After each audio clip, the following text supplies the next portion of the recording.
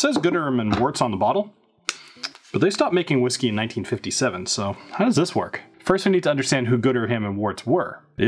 Are. James Worts and William Gooderham were English immigrants that came to Canada in 1832.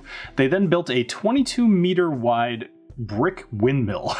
Imagine your distillery's history being so long ago that you measure it with a windmill. Along those same lines, in 1837, they transitioned from wind over to steam and attached a grist mill to their windmill, which allowed them to grind the grain and start making whiskey. By the late 19th century, Gooderham and Worts became the largest distillery in all of the British Empire, which essentially is the world. And this stayed this way for a little while. Their whiskey, in fact, was very highly sought after and used in the American Civil War. And then beer and wine started getting more popular, the temperance movement happened, and ultimately they ended up they didn't close up shop, but they ended up merging/selling over to Hiram Walker and Sons, which if you don't know is in Windsor, Ontario, and that's actually where this is made today.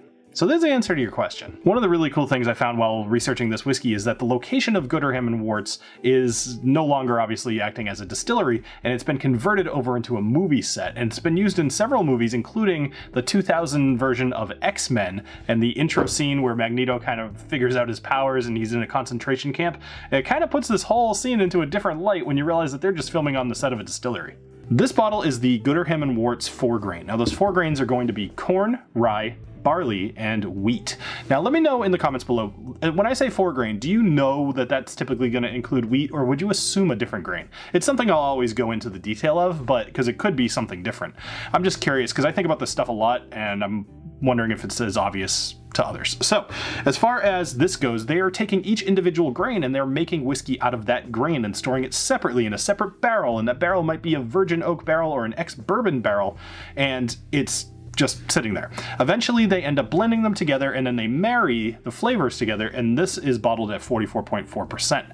Now as far as chill filtration and artificial coloring goes, doesn't say non-chill filtered on the bottle, and so you have to assume that it probably would be.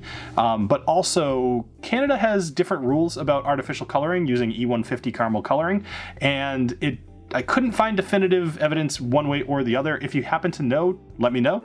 But otherwise, we can probably assume it does, but also I can't say for sure that it does. I can tell you that the nosing and tasting notes here are going to be fairly sparse. It's not a very complex whiskey, and that's okay, because it's about $35 to $40. So I'm not looking for something to blow my mind. But let's go ahead into the nosing. On the nose, the first thing that I pick up here is a bit of a syrup. It's almost like a heavy sugary flavor, and based off what I'm smelling in here, I'm associating it with kind of a cola syrup, almost as if you hadn't made soda out of it yet and you just have the actual syrup like sitting in a bottle or something like that before adding the water and the fizz and whatever else, the carbonation.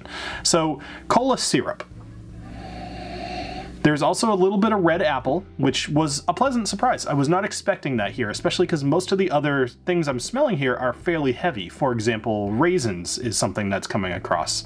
Very little in the way of oak on the nose, but maybe a little bit of breadiness to go along with some of the cereal grains, which would make some sense. If you're really focusing heavily on the grains here, I could see it not spending a ton of time in the barrel, maintaining some of that cereal grain note on the nose. But let's go ahead and have a sip. Cheers. The first time I tasted this, the first thing I thought of was, this must be made in a pot still. And knowing that Canada typically uses column stills, they also use pot stills, so it's not out of the realm of possibility. But knowing how heavily they use column stills, that was a little bit of a surprise to me. But I like the taste of a pot still. It does definitively have a flavor, so that. But aside from that, what you're getting here is actually a fairly smooth whiskey that is overly sweet. This tastes something like what I would say, if I wanted to add whiskey flavor to something, it would taste a lot like this. It would taste kind of fake, but very much like, oh, they added whiskey flavor to that. And I think you probably know what I'm talking about. Maybe I've had these little caramels, I talked about them on a recent episode, these little caramels that are whiskey flavored, and they taste a lot like this. And I think that's something that's coming to my brain. More specifically though, heavy on vanilla. Let's have another sip.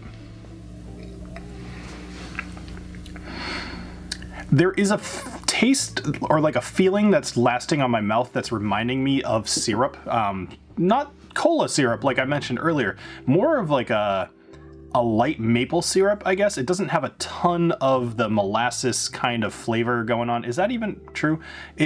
Actually, I'm gonna go with that instead, because it doesn't taste super mapley. It tastes more like just a heavy sugary flavor. So I'm gonna go with molasses with like a hint of maple syrup to it. And then, like I said, the cola flavor's kind of gone. Heavy on sugar. Maybe let's go brown sugar here. Less vanilla flavor than I was expecting.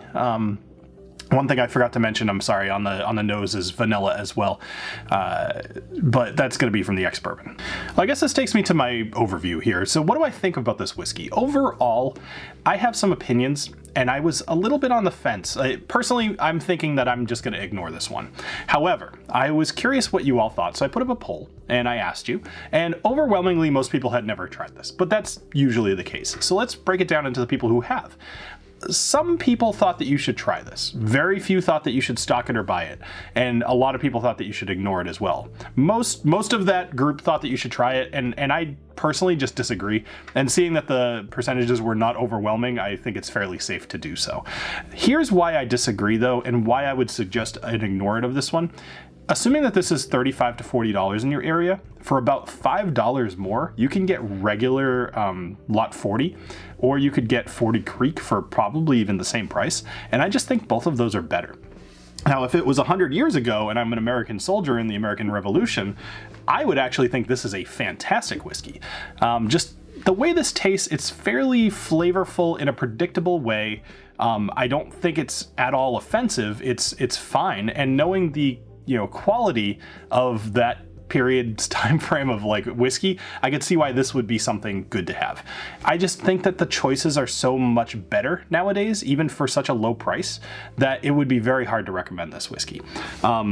Even though I don't necessarily dislike it. A lot of times when it's an ignore it, it's really just like, ugh. This one is not that way at all. I just think there's better choices for the price. So it gets my rating of ignore it, and I hope you all have a great rest of your day, and I'll see you next time on the Whiskey Dictionary. I almost forgot my own sign off. Cheers.